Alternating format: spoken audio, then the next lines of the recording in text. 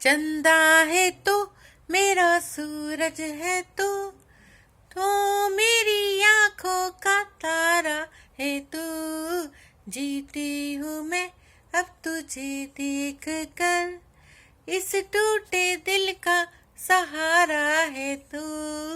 चंदा है तो मेरा सूरज है तू। नमस्कार, Ritu Sharma astro palmist and tarot reader का नमस्कार स्वीकार करे। हृदय की गहराइयों से मैं आप सबका स्वागत करती हूँ अपने चैनल पर। और कैसे हैं आप सब बढ़िया चल रहा है? चलिए, सावन का महीना कैसा रहा और आगे कैसा रहेगा? बहुत शुभता लेकर आएगा, है कि नहीं? चलिए, थोड़ा सा ज्ञान साझा करना चाहूंगी आप सबसे। ये सब मैंने आपसे ही सीखा है, मैं तो अज्ञानी हूँ। तो आज हम बात करेंगे सूर्य ग्रह के बारे में। पहले मैंने चंद्रमा के बारे में बात की थी, आज मैं सूर्य ग्रह के बारे में बात करना चाहूंगी। सूर्य ग्रह जो है हमारी आत्मा का प्रतीक, सूर्य ग्रह हमारे पिताजी का प्रतीक है कि नहीं, और हमें शक्ति देता है। सूर्य के बिना कुछ भी नहीं। ठीक ठीक कहा ना मैंने? सूर्य के बिना इस धरती में रोशनी नहीं है ना, अंधेरा ही अंधकार रहेगा हर जगह अगर सूर्य नहीं आए तो, है ना। तो हमारे हाथों में भी सूर्य ग्रह है, आप जानते हैं, और हमारी उंगलियों में भी सूर्य देवता की उंगली है। जैसे आप ये हाथों को मुट्ठी बंद करेंगे तो आप देखेंगे कि सबसे छोटी उंगली यानी कि कनिष्ठा उंगली लिटिल फिंगर, आप इसको जुदा कर सकते हैं। ये हमारे बच्चे हैं, है कि नहीं। थंब जो है हमारा क्या है, अंगूठा, तो इसको भी जुदा कर सकते हैं। ये कौन है? हमारे माता पिता। ये हमसे जुदा हो जाते हैं, एक टाइम में आके हमारी जिंदगी से जुदा हो जाते हैं, है कि नहीं। ये है हमारे भाई बहन, यानी कि ये उंगली है तर्जनी उंगली, ये गुरु ग्रह की उंगली है। ये बुध ग्रह की उंगली है कनिष्ठा उंगली, और तर्जनी उंगली गुरु ग्रह की। तो गुरु ग्रह, तो ये भी कौन है? हमारे भाई बहन। तो ये भी जुदा हो जाती है उंगली, यानी भाई बहन भी जुदा हो जाते हैं हमसे, ठीक है। ये है मध्यमा उंगली, यानी ये शनि देवता की उंगली है, ठीक है, मिडिल फिंगर। तो ये भी जुदा हो जाती है। ये कौन है? हमारे फ्रेंड्स हैं, एक टाइम पे आके हमारी लाइफ में ये भी जुदा हो जाते हैं। अब देखिए, जो ये उंगली है, ये वाली, यानी कि अनामिका उंगली है ना, जिसको मैंने कहा है सन फिंगर, ठीक है। इसको आप जुदा नहीं कर सकते, आप कोशिश कर लें, ये जुदा नहीं होती। तो क्यों नहीं होती? आप कोशिश करके जरूर देखिएगा, ये क्यों नहीं होती। ये किसकी उंगली है? ये हमारे जीवन साथी की, हमारे लाइफ पार्टनर की। आप कितनी भी कोशिश कर ले, ये जुदा नहीं होती। तो इसीलिए इस फिंगर में रिंग पहनाई जाती है, और इसको रिंग फिंगर भी कहा जाता है, ठीक है कि नहीं। तो रिंग फिंगर पहनाने से, इस उंगली में रिंग फिंगर में रिंग पहनाने से बहुत शुभता आती है। ये हमें हमारी आत्मा से जोड़ती है, और जो जुदा नहीं हो सकते जीवन साथी अगर इस उंगली में रिंग पहनाई जाती है, ठीक है कि नहीं। तो ये हो गया सूर्य माउंट, ये हमारा है सूर्य माउंट, ठीक है। तो ये उंगली बहुत ही शुभ मानी जाती है। इसी उंगली से तिलक भी किया जाता है, क्योंकि हमारे मस्तक पे आत्मा वास करती है, और आत्मा को बल देना है, तिलक करना है, यानी कि सूर्य को नमस्कार करने के बराबर है। हम अपनी आत्मा को नमस्कार करते हैं, ठीक है कि नहीं। तो सूर्य देवता क्या है? सूर्य देवता हमारी आत्मा का प्रतीक है, और हमारे पिताजी का प्रतीक है, ठीक है।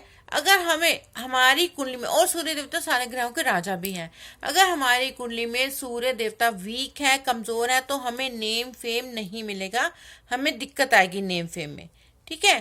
तो नेम फेम के लिए हमें सूर्य देवता को बल देना चाहिए। सुबह उठ के, ब्रह्म मुहूर्त में सुबह उठ के, जब सूर्य देवता चढ़ रहे होते हैं, इस दिशा से निकल रहे होते हैं और हमें दिखाई देना शुरू हो जाते हैं, तब जाके हमें नहा के फटाफट सूर्य देवता को अर्घ्य देना चाहिए। बहुत जरूरी है, हाथ जोड़ के तांबे के लोटे से अर्घ्य जरूर दें, और जो जल है वो पैरों पे नहीं पड़ना चाहिए, पैरों पे छींटे नहीं आनी चाहिए। ऐसे दे जैसे टब में देते हैं या किसी गमले में दे दे, ठीक है। टब में देंगे तो टब का पानी भी कहीं पार्क में डाल सकते हैं, घास में डाल सकते हैं, किसी प्लांट में डाल सकते हैं, ठीक है। पैरों पे छींटे नहीं पड़नी चाहिए। अर्घ्य जरूर दे, ओम सूर्याय नमः बोले, गायत्री मंत्र का जाप करे, तो सूर्य देवता हमारे बली होते हैं। जिनके सूर्य देवता कमजोर होते हैं उनको हेयर फॉल बहुत रहता है, ये एक सिम्टम है सूर्य देवता के कमजोर होने का। पिता से, अपने पिता से उनकी नहीं बनती, तो हमें क्या करना है, हमें सुबह उठ के सूर्य देवता को नमस्कार करना ही करना है, अपने पिताजी को भी नमस्कार करना है, ठीक है ना। उनको जय श्री राम करना है, उनको नमस्कार करना है, और पैर छू सके पैर छूने हैं उनके, ठीक है। तो ये बहुत जरूरी है, हमें अपने सूर्य देवता, सूर्य ग्रह को कुंडली में अच्छा करने के लिए ये उपाय करने जरूरी है। सूर्य देवता को अर्घ्य देना, पिताजी का आदर सम्मान करना, उनको नमस्कार करना, उनको प्यार देना, ठीक है। और सूर्य देवता क्या है, सूर्य देवता हमें गवर्नमेंट जॉब दिलाते हैं, ठीक है। सूर्य देवता हमारी आत्मा, अगर आत्मा कमजोर होगी तो हम कैसे आगे बढ़ेंगे जीवन में। आत्मा का मजबूत होना बहुत ही जरूरी है, ये तो आप समझते हैं, है कि नहीं। तो सूर्य देवता जो है हमारे लिए बहुत ही जरूरी है। जो सूर्य देवता की उंगली होती है कि 3 पोर है ना। 3 पोरों में एक कर्क राशि आती है, सिंह राशि आती है और कन्या राशि आती है। यह उंगली सोना पहनती है तथा अतिथि संबंधी को तिलक करते समय इस उंगली से पहले बिंदी स्पर्श करते हैं, ठीक है कि नहीं, पहले बिंदी से स्पर्श करते हैं। तीसरी उंगली का सीधा संबंध मस्तिष्क के अचेतन मन और व्यक्तिगत जीवन के साथ है। ये हमारी उंगली का संबंध हमारे मस्तिष्क से है। अगर हमारी आत्मा कमजोर होगी तो हमारा मस्तिष्क भी काम नहीं करेगा, ठीक है ना। और जो हमारा अचेतन मन है और हमारा जीवन है उसके साथ इसका संबंध है। हमारा अचेतन मन जो हमें बताता है, ऐसी चीजें बताता है, उलझी हुई चीजों का समाधान देता है, गुप्त रहस्यों का ज्ञान देता है अचेतन मन, वो उसको एक्टिवेट करने के लिए भी सूर्य ग्रह का बलि होना जरूरी है। तीसरी उंगली का सीधा संबंध मस्तिष्क के अचेतन मन और व्यक्तिगत जीवन के साथ है। यह तर्जनी के बराबर तथा सीधी हो तो हम यह आशा करते हैं कि जीवन के संवेगों के साथ शेष व्यक्तित्व का तालमेल बना रहेगा। अगर ये तर्जनी उंगली और अनामिका उंगली बराबर हो तो लाइफ बैलेंस रहती है।